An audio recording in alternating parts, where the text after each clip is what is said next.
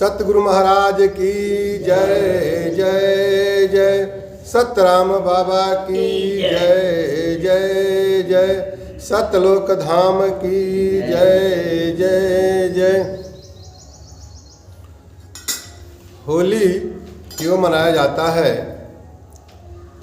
और सांसारिक लोग कैसे मनाते हैं और अध्यात्म में संत लोग कैसे मनाते हैं, तो होली के विषय में आप लोग जानते हैं कि एक होलिका थी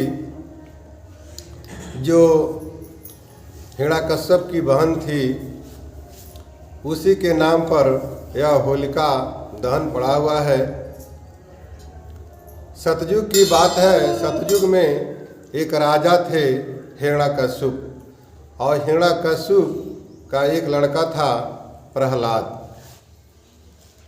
हिरण्याकश्यप वह अपने को ही ईश्वर कहता था और पूरे राज्य में अपना ही पूजा करवाता था, अपना ही नाम लोगों से जपवाता था। कहता था कि दूसरा कोई भगवान नहीं होता है, मैं ही भगवान हूँ। तो अपना ही वह पावर दिखाता था। उसके राज्य में जितने भी लोग थे उसके ही नाम को जपते थे। एक बार की बात है कि प्रहलाद जी ने कुछ सिपाहियों के साथ अपने राज्य में घूमने के लिए निकले, तो उन्होंने देखा कि एक जो बर्तन बनाने वाली जो कोहिन थी, वह बर्तन की आवा में आग लगा दी थी और वहीं पर बैठ करके राम राम जप रही थी। प्रहलाद जी ने जब देखा तो कहा कि तुम राम राम जप रही हो, तुमको हमारे पिताजी का भय नहीं है? सारे राज्य के लोग हमारे पिताजी के नाम को जपते हैं और तुम राम राम कहती हो। तो वह बुढ़िया जो माता थी वह कही कि राम राम इसलिए जप रहे हैं कि राम जी की कृपा से बिल्ली के 2 बच्चे ये बर्तन के आवा में जो रह गए हैं ये बच जाएंगे। आवा लगाने से पहले हम देखे थे इसमें 2 बिल्ली के बच्चे थे, और बाद में जब आवा लगाए तो हमको भूल गया, तो इसी में वह रह गए। इसलिए हम राम राम जप रहे हैं कि राम जी की कृपा से वह बच जाएंगे। प्रहलाद जी ने कहा कि राम नाम में इतना पावर है कि आग से यह बच्चे जलेंगे नहीं। अगर इतना ही पावर है तो हम इसको देखेंगे। तो उसका टाइम फिक्स हुआ कि 2 दिन के बाद यह आवा खुलेगा। उस दिन तक सिपाही का पहरा वहाँ पर लगा दिए, और जब आवा खुला उस समय प्रहलाद जी खुद वहाँ पर गए और जा कर के उन्होंने अपने आँखी के सामने देखा। जब वह आवा में से जब बर्तन हटाया गया तो जिस बर्तन में जो बिल्ली के 2 बच्चे थे उसमें से वो निकल करके और भाग गए। वह बर्तन अंदर से बिल्कुल कच्चा था और बाहर से वह पक गया था। यह देख करके कि राम नाम में इतना पावर है कि बिल्ली के बच्चे इसमें जले नहीं, प्रहलाद जी को अटूट विश्वास हो गया राम नाम के ऊपर। जब राम नाम के ऊपर विश्वास उनको हो गया, प्रत्यक्ष रूप से वह देखे थे राम नाम की महिमा, तो वहीं से वो राम नाम जपना चालू कर दिए और राम नाम जपते हुए अपने महल में चले गए। यह खबर जब उनके पिता हिरण्याकश्यप को मालूम हुआ तो वह अपने राज के जो दरबारी लोग थे, उनके सहयोगी लोग, गुरु लोग, उन लोगों से कहे कि इस बालक को समझाइए, यह राज्य के सभी लोग हमारे नाम जपते हैं और यह राम राम जप रहा है, इसको समझाइए। तो बहुत लोग उनको समझाए, लेकिन प्रहलाद जी नहीं समझे। जब नहीं समझे तो खुद हिरण्याकश्यप समझाया तो भी नहीं समझे। फिर वह भय दिखाया तो भी नहीं वह माने, फिर उनको दंड देने लगा। प्रहलाद जी को ले जा करके पहाड़ पर से फेंक दिया। प्रहलाद जी ने राम नाम में सुरत किया और वो राम नाम से सीढ़ी बन गया। वह सीढ़ी से उतर करके नीचे चले आए। प्रहलाद जी को कुछ नहीं हुआ। तो हिरण्यकश्यप ने देखा ये तो बच गया, तो उसको ले जा करके नदी में फेंक दिए। जब नदी में फेंके तो नदी में भी उस राम नाम में सुरत किए तो नाम नौका बन गया और नौका से वो पार उतर गए। ऐसे ही हिरण्यकश्यप ने प्रहलाद जी को मारने के लिए हाथी के आगे फेंकवा दिया, तो भी कुछ नहीं हुआ। जहर उनको पीने के लिए दिया गया, तो भी कुछ नहीं हुआ। बहुत तरह तरह के उनको मारने की कोशिश किया, लेकिन वह नहीं मरे। तब उसकी एक जो बहन थी होलिका, वह कही कि हमारे पास ब्रह्मा का दिया हुआ एक चादर है, जिसको ओढ़ लेने पर आग में हमारा कुछ नहीं होता है, आग हमको नहीं जला सकती है। तो मैं इस बालक को लेकर के और आग में हम बैठ जाएंगे, यह बालक जल जाएगा और हम बच जाएंगे। यह बात जब हिरण्यकश्यप सुना तो उन्हें आग की व्यवस्था की, बहुत सारे लकड़ी की व्यवस्था करके और बहुत बड़ा वो लकड़ी का एक ढेर बनाया। और उसी पर होलिका प्रहलाद जी को लेकर के वहाँ पर बैठ गई और अपना चादर ओढ़ ली। फिर उसमें आग लगा दिया गया। आग जब उसमें लगा और आग इतना जब तेज, जब उसमें आग की लपट हुआ, पूरा लकड़ी जब आग में आ गया, उस समय ब्रह्मा जी ने देखा कि हमने जो इसको वरदान में चादर दिया है, यह चादर का दुरुपयोग कर रही है, और वो भी एक जो हम लोगों के मालिक हैं उनके भक्त के ऊपर। तो उन्होंने पवन देव को आदेश दिया और पवन देव ने आकर के और होलिका के शरीर पर से चादर को छीन करके और प्रहलाद जी को बढ़ा दिए।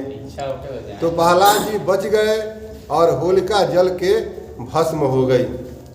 लेकिन जिस समय वो जल रही थी, उस समय आग की लपट इतनी तेज थी कि वह दिखाई नहीं पड़ता था। तो हिरण्यकश्यप के जितने आदमी थे, उनके पार्टी के जितने लोग थे, वो लोग देखे कि अब तो ये जल करके भस्म हो गया। तब वो लोग खुश हो गए और खुश हो करके वो लोग अब लगे ताड़ी शराब पीने, भांग खाने, और खा करके सब लोग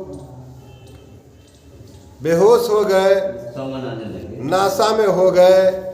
कोई कहीं ढिमलाने लगा, कोई कहीं ढिमलाने लगा, कहीं आपस में लड़ने लगे, कहीं कीचड़ उछालने लगे, कोई मांस मछली खा रहा है, कोई ताड़ी शराब पी रहा है।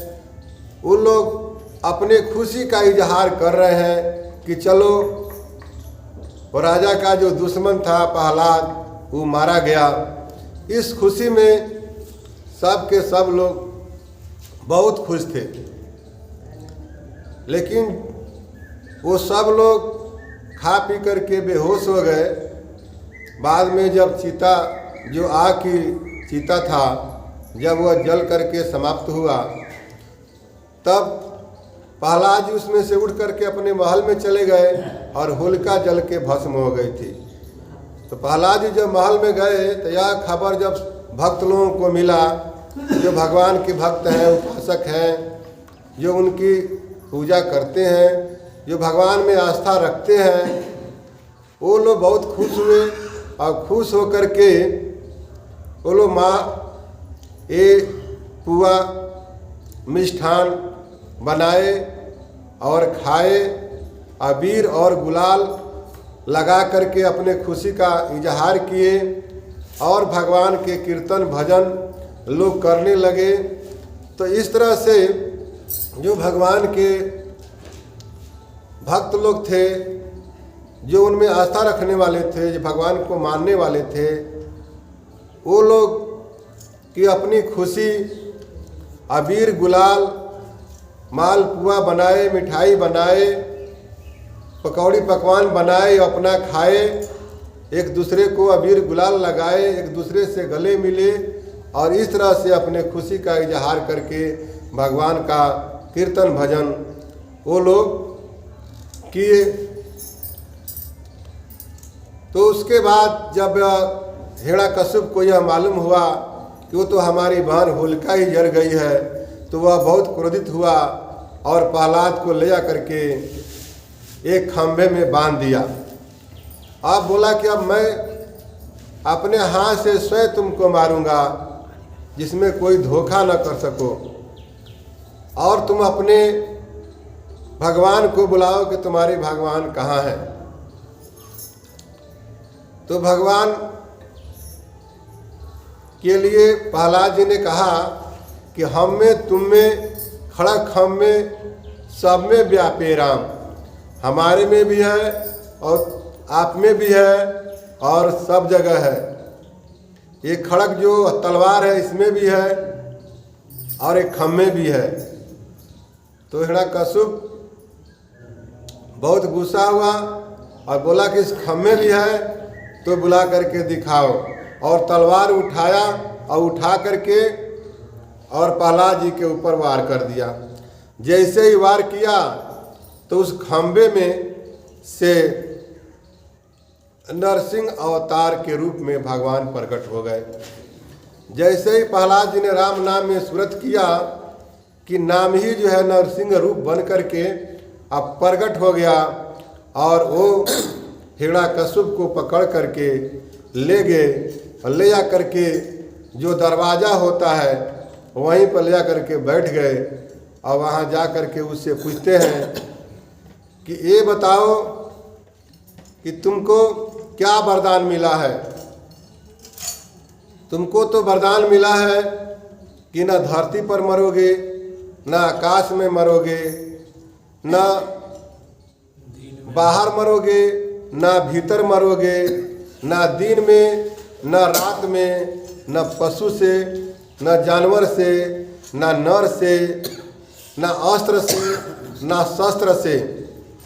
तुमने तो जितने मांगने का रास्ता है उस सब को तुम मांग लिया है। तो अब बताओ कि तुम घर के बाहर हो कि घर के भीतर हो। तो देखा तो न बाहर था न भीतर था, वह तो दरवाजे पर था। तो बोला कि न बाहर है न भीतर है, हम तो दरवाजे पर हैं। तो कहे कि ये बताओ कि दिन है कि रात है। तो उस समय संध्या हो रहा था।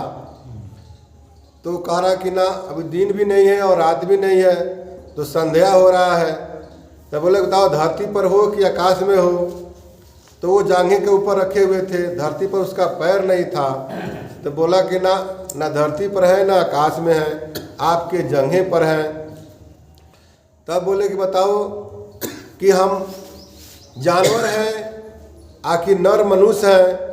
तो कहता कि न आप मनुष्य हैं और न ही जानवर हैं। आपका सिर जानवर का है, शेर का है, और आपका शरीर नर का है।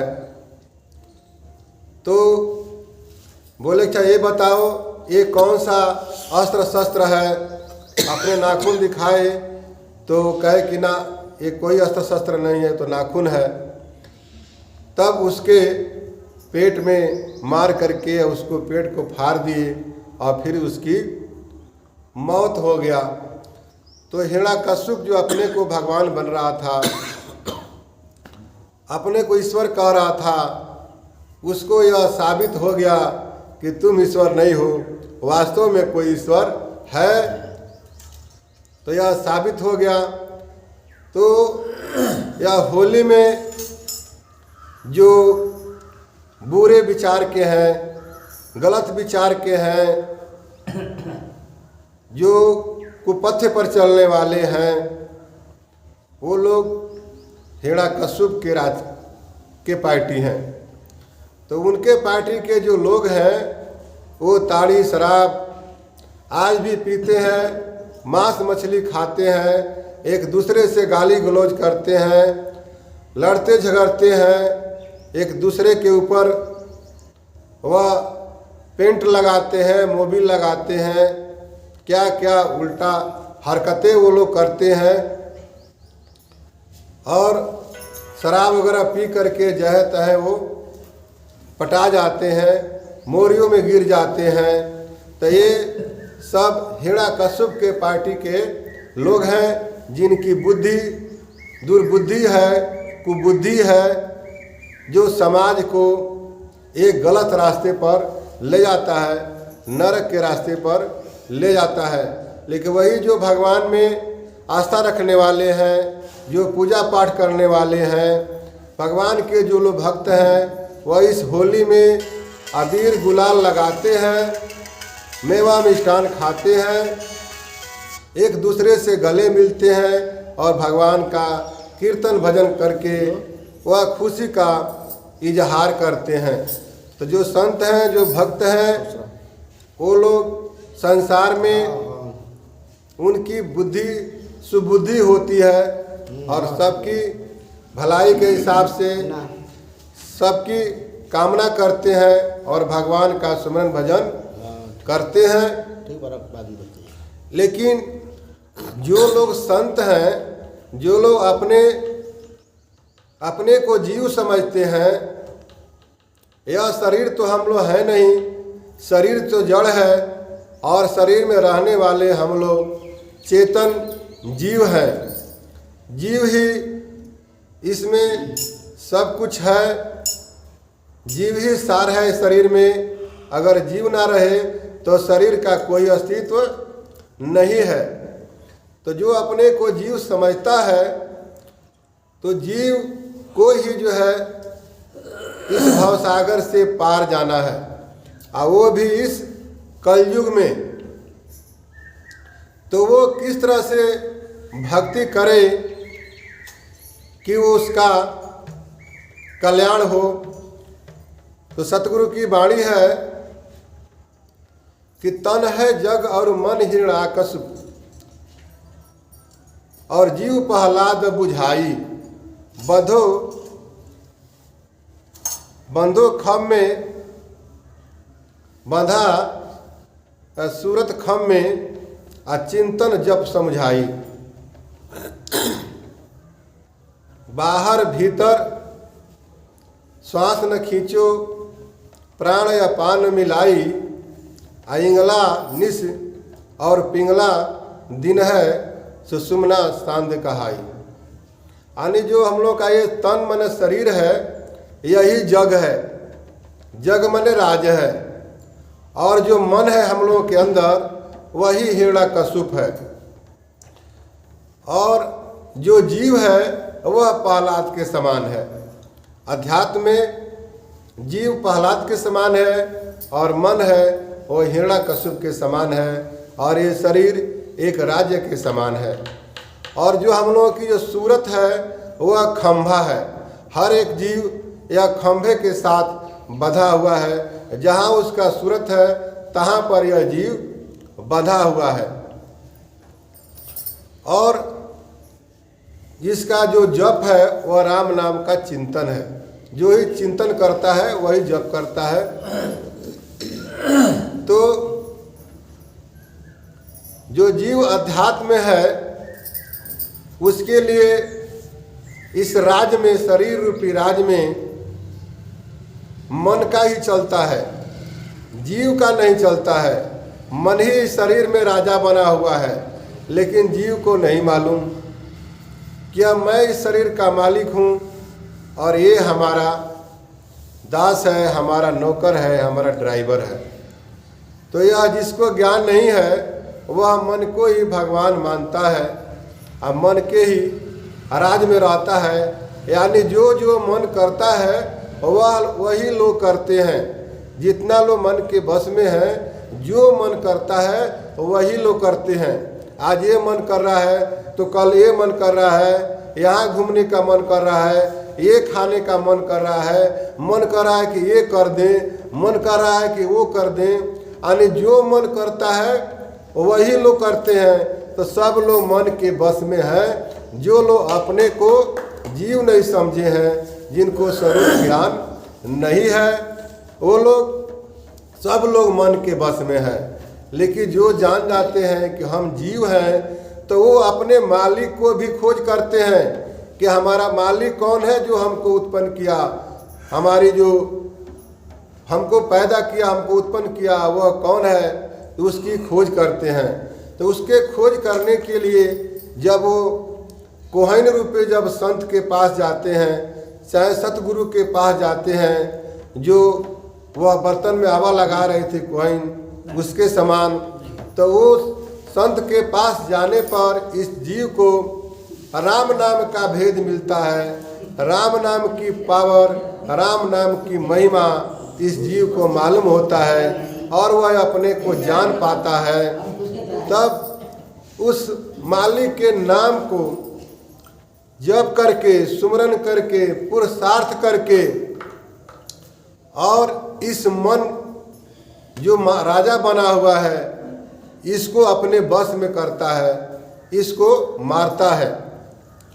सदगुरु कबीर साहब ने कहा कि मन से हारे हार है, अब मन से जीते जीत, और पार ब्रह्म को पाइए मन ही के प्रतीक। जो लोग मन से हार जाते हैं वो 84 लाख जोनियों में चले जाते हैं, और उसके पहले जो मन से हार जाते हैं इस संसार में अनेक प्रकार के गलत काम, चोरी डकैती बेईमानी हत्या करते हैं, तारी शराब मांस मछली खाते हैं और एक दूसरे से लड़ते हैं, झगड़ते हैं। यह सब मन के बस में हो जाने पर होता है। लेकिन जो जीव मन को अपने बस में कर लेता है तो वह जीव जहाँ चाह करता है तहाँ जाता है।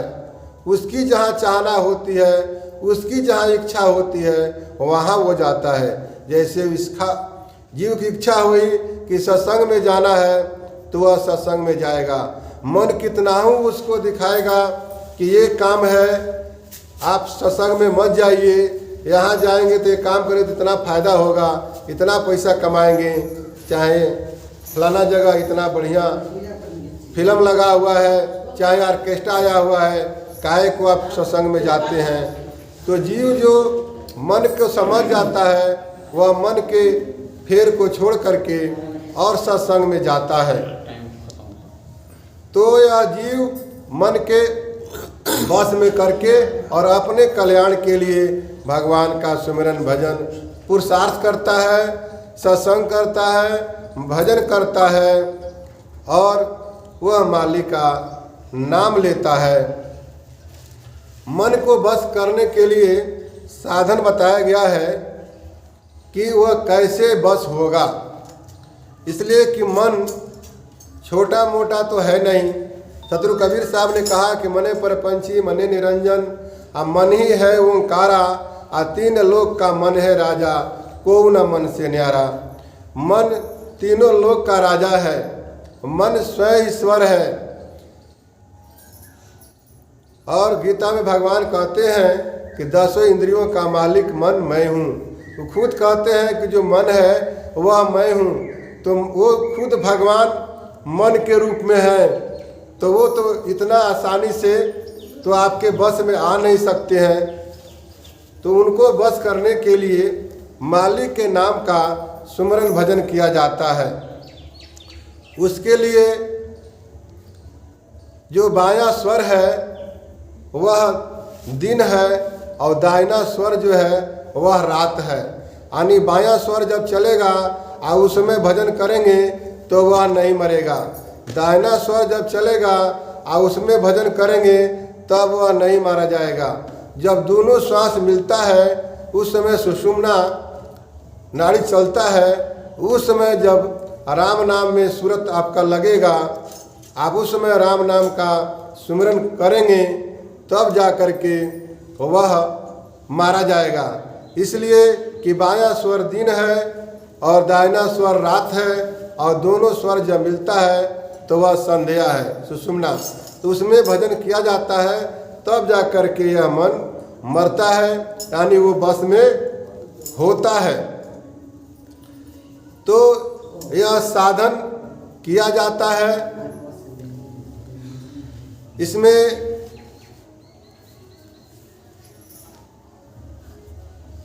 सोहंग जोनि आ ज्योति भ्रम भारी। सोहंग जोनि और ज्योति जो है, यह शरीर, जोनि या जो शरीर है, इसमें जो संशय भ्रम पकड़ा हुआ है, यह सत्संग के माध्यम से सब दूर हो जाता है। तब बाहर श्वास न भीतर खींचो आ कुंभक मन ठहराई। मन को ठहरा करके कुंभक में और उस नाम का सुमरन भजन किया जाता है। तो सुखमन चित है मुख और ओरी उठ है। ये जो चित है हम लोगों का, ये मुख है। आज जो ओठ है ना, ये दरवाजा है। ओरी ओठ है आ चौकठ जीभ सटाई। जो जीभ को उल्टा करके और जो साधन करते हैं वह चौकठ है। तो उस पर जो है यह मन